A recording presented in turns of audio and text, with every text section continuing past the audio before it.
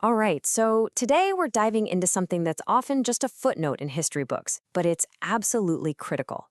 We're talking about a couple of showdowns in North Africa that were, for all intents and purposes, a dress rehearsal for World War I. And I mean, this story has it all. We're talking dramatic entrances, huge political gambles, and spoiler alert, pretty disastrous results. And it really all kicks off with this wild question. I mean, how did one guy, parading on a white horse, manage to push an entire continent toward war? It sounds like fiction, right? Like something out of a movie. But nope, this was a real, incredibly theatrical moment in Morocco that kicked off a chain reaction, hardening all the divisions across Europe. So let's unpack this. How on earth did one man on a horse nearly start a world war? Okay, so to really get what happened, we need to set the scene.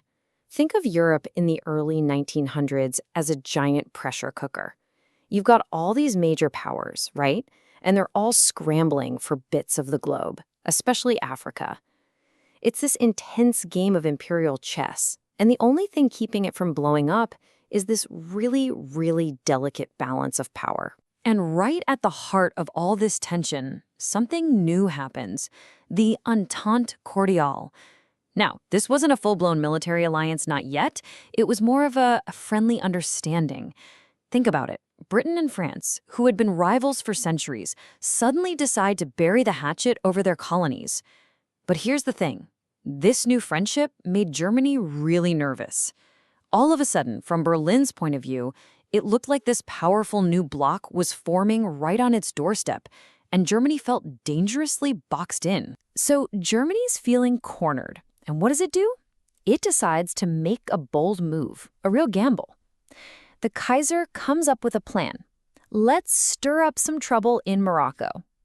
The whole point was to test this new friendship between Britain and France. The hope? To break it apart before it got any stronger. And we're not talking about some quiet, behind-the-scenes diplomacy here. Oh no. On March 31st, 1905, Germany's leader, Kaiser Wilhelm II, puts on a full-blown show. He sails into Tangier, Morocco, he gets on a white horse, and he parades through the city like a conquering hero. This was pure political theater, a spectacle designed to be as provocative as possible. He was there to send a message, and he wanted the whole world to hear it. And what was that message? Well, it was a direct challenge to France. By standing there and publicly supporting Moroccan independence, the Kaiser was basically throwing a wrench into all of France's plans for the region. It was a dare, really. He was daring Britain to actually stand by its new friend. Germany was making a huge bet here. They thought London would never risk a war over some French colonial spat. The idea was that the Entente would just crumble under the first sign of real pressure. Well, the Kaiser's gamble kinda worked. I mean, it definitely created a crisis. A massive one. France was furious, naturally, and Germany, well, they doubled down and started threatening war. Seriously, for a moment there in the summer of 1905, it looked like the whole continent could go up in flames. To stop that from happening, to pull everyone back from the edge, the major powers decided they had to talk this out at a big international conference. And this was no small get-together. We're talking 13 different nations, even the United States came, all descending on Algiers, Spain, to figure this out. Think about that. What Germany started as a poke at France had just spiraled into this huge global diplomatic showdown. So Germany walks into this conference feeling pretty confident. They figured other countries would support their call for an open door in Morocco. But that is not what happened. Not at all. They were left absolutely stunned. Britain stood shoulder to shoulder with France. Russia, Italy, Spain, even the US, they all sided with France too. In the end, when you look at the final count, Germany had exactly one nation in its corner. Its one reliable but increasingly weak ally, Austria-Hungary. It was a diplomatic disaster. So let's just recap the plan versus the reality. Germany went into this whole mess trying to break up its rivals' friendships. Instead, they scored a spectacular own goal. And the consequences of this blunder, wow, they would end up shaping the entire next decade. I mean, look at this. The goal was to isolate France and break the Entente. The reality? Germany ended up being the one that was totally isolated. The goal was to weaken the brand new Anglo-French alliance. The reality? The crisis made that alliance stronger. Britain and France actually started having secret military talks because of this. Germany stumbled out of that conference completely humiliated, and now they were facing a rival bloc that was tighter and more coordinated than ever before. But the story doesn't stop there. Not by a long shot. The Algeciras conference was really just a bandage. It kind of papered over the cracks, but it didn't fix any of the deep-seated problems, the bitterness, the suspicion. If anything, the rivalry between France and Germany was now white-hot. It was only a matter of time before round two. And you can see the path pretty clearly right here. You have the first crisis in 1905, which leads to that disastrous conference for Germany in 1906. But that resentment just simmers under the surface, and boom. 5 years later, 1911, the whole thing explodes again. This time it's called the Agadir crisis. So this time, Germany tries a different tactic, something called gunboat diplomacy. It's basically playground bullying, but with warships.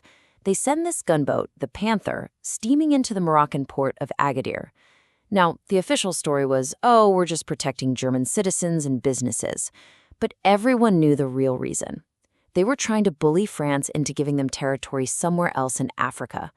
And guess what? It backfired. Again, it just looked like pure aggression, and it pushed Britain and France even closer together. For London, this was the last straw. It convinced them that Germany's ambitions were a direct threat to peace. And this is where it all leads. This is the big takeaway. These two Moroccan crises, they weren't just petty arguments. They were the moments that took Europe's divisions and set them in concrete. They forged the two hostile, armed camps that would, just a few years later, march off to war. By the time the dust settles from all this, the lines are drawn crystal clear. On one side, you've got the Triple Entente. That's France, Britain, and Russia. And ironically, their alliance was made stronger because of Germany's attempts to break it. On the other side, you've got the Triple Alliance. Germany, Austria-Hungary, and a not-so-reliable Italy, feeling more and more surrounded and paranoid. Europe was officially split right down the middle. So let's just break down exactly how this all paved the way for war. First, it cranked up the rivalry between France and Germany to a point where there was almost no turning back. Second, it created this deep-seated antagonism between Britain and Germany. Third, it completely changed Britain's mind. They went from being on the sidelines to seeing Germany as a real threat to all of Europe. Fourth, and this is huge, it led Britain and France to start making actual war plans together. And finally, it showed everyone just how dangerous this whole system of alliances was. One spark, and the whole thing could go up in flames. So here's the final verdict. These Moroccan crises, they were so much more than just diplomatic arguments or practice runs. They were the dress rehearsals. They tested all the alliances, they showed everyone where the battle lines would be drawn, and they put the continent on a tragic fast track to war. And that really leaves us with one final, pretty chilling question. After all this, after the bluffs were called, after the alliances hardened, after the battle lines were basically drawn in the sands of Morocco, was the Great War even avoidable anymore? Or had it just become a question of when?